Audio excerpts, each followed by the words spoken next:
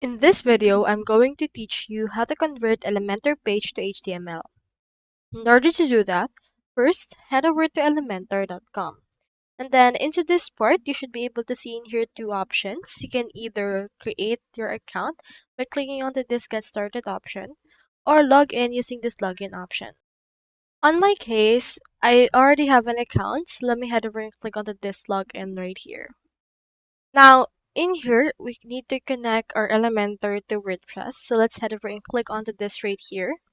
And then into this part, just head over and click onto this Get Started option in order to get started to an account. Or if you already have one, just head over and click onto this. Now here is actually my dashboard.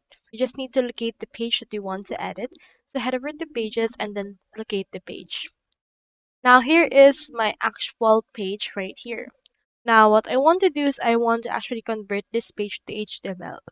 In order to do that, head over right here to the settings of your actual website.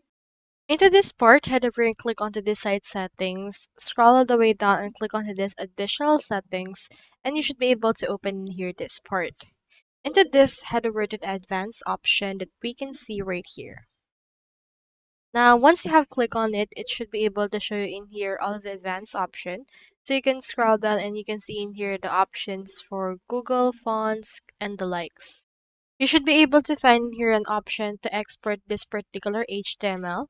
Or if you can't find it, you can also head over right here to your plugins and click onto this Add Plugin.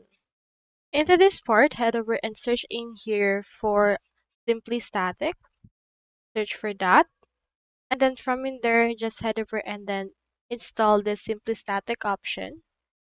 Click on it and then click onto the install and activate. As you can see, it can help create a static website directly from your WordPress website, which essentially converts your Elementor page to HTML using this particular plugin. So that's all there is today, and I hope this video helped you out.